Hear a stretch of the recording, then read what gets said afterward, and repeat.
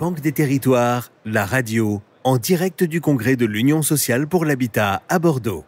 Costa Castrinidis, directeur des prêts, vous êtes toujours en studio avec nous justement pour cette séquence sur les titres participatifs. Dans quelques minutes, nous allons accueillir Éric Lombard, directeur de la Caisse des dépôts, et monsieur Marcel Rogemont, président de la Fédération des OPH. Le temps pour nos invités de s'installer dans notre studio. Je vous propose une présentation des titres participatifs. C'est un décodage signé Emmanuel Evin, chef de projet titres participatifs à la Caisse des dépôts. Décodage imminent. Les titres participatifs sont des instruments financiers qui ont été créés en France dans les années 80. L'optique, c'était d'apporter des fonds propres aux entreprises nationalisées sans pour autant perdre le contrôle. C'est que plus récemment, avec la loi Elan, que la possibilité a été ouverte aux OLS de se doter de fonds propres sous cette forme. Et en 2019, le pacte constructif a fixé des objectifs d'investissement, que ce soit en matière de construction, de réhabilitation, qui étaient particulièrement ambitieux pour le secteur. Et vraiment, dans ce contexte post-RLS, qui était un contexte de raréfaction des fonds propres, il a fallu trouver un moyen d'accompagner les organismes dans la réalisation de leur programme d'investissement. C'est vraiment dans ce cadre-là et sous l'impulsion particulière de la Fédération des OPH que ce dispositif a été déployé. Et c'est un dispositif d'investissement aujourd'hui d'un montant d'1 milliard d'euros. Banque des Territoires, la radio.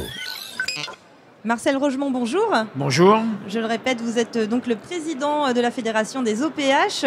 Vous venez nous parler des titres participatifs, donc un dispositif qui a été co-construit avec la Banque des Territoires. Pouvez-vous nous expliquer comment s'est passée cette co-construction ? D'abord, la question même de co-construire avec la Caisse des dépôts des titres participatifs pour les organismes du logement social vient d'une question qui était préalable.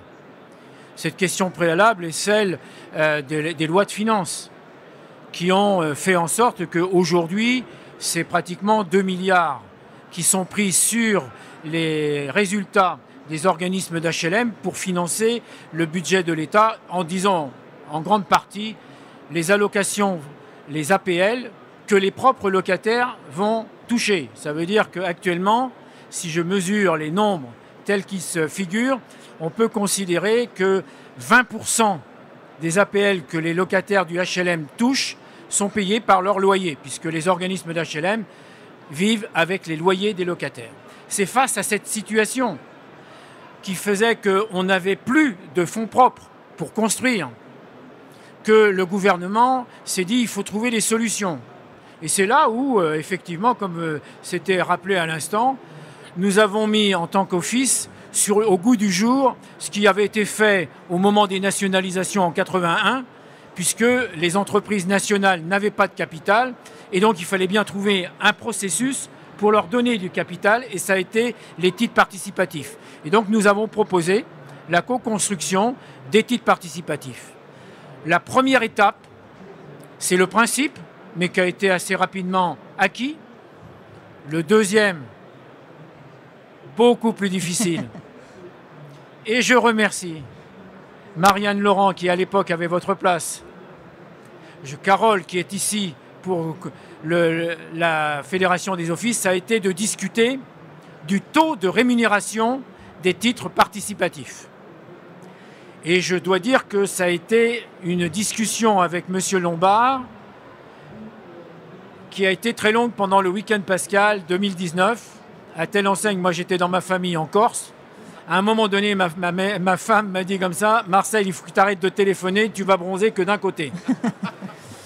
Donc ça a été très dur, la négociation très dure. J'entends par là, ça a été difficile, mais il y avait de la part de la Caisse des dépôts et de notre part une volonté d'aboutir.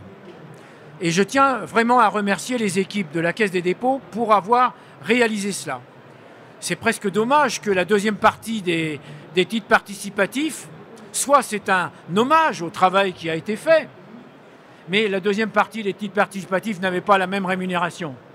Probablement que ça a été négocié sans moi, et pas pendant un week-end pascal. Sinon, ça aurait été les mêmes. Tout ça pour dire, je plaisante un peu, mais c'est en même temps pour dire qu'il y a eu un réel apport de la Caisse des dépôts pour trouver une solution qui corresponde essentiellement aux offices d'HLM qui n'ont pas de capitaux. Vous êtes dans une ESA d'HLM du groupe Action Logement. Action Logement rend fou largement ses filiales. Et donc, ils ont des capitaux. Et ces capitaux permettent après de remonter sur les ventes en état futur d'achèvement ou même avec les maires. Ils reviennent en disant on peut faire mieux qu'un office qui n'a pas de capitaux. Et donc, ça a permis ça. Ça a permis de donner des capitaux à un moment où on enlevait énormément de capitaux aux organismes d'HLM, mais de façon plus dure pour les offices d'HLM parce qu'il n'y avait pas Action Logement ou la Caisse des dépôts pour renflouer comme en CDC Habitat. Alors, Monsieur Logement, justement, on va s'intéresser à Habitat 77 parce que vous parlez justement des bénéfices des titres participatifs. Banque des territoires, la radio.